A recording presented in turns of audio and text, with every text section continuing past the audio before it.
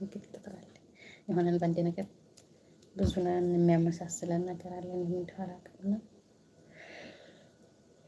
ስትነጋገር ብቻ ነበር የምትለየው እና እኔንም መስጃም አለኝ ማለት ነው። ማሻአላ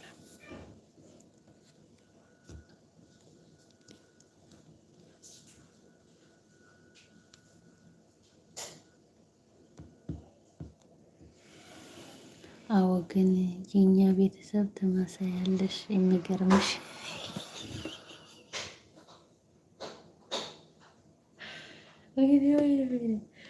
ማሻአላ ዘመድ መሆን በአፍንጫ ነው የምመስላችሁ።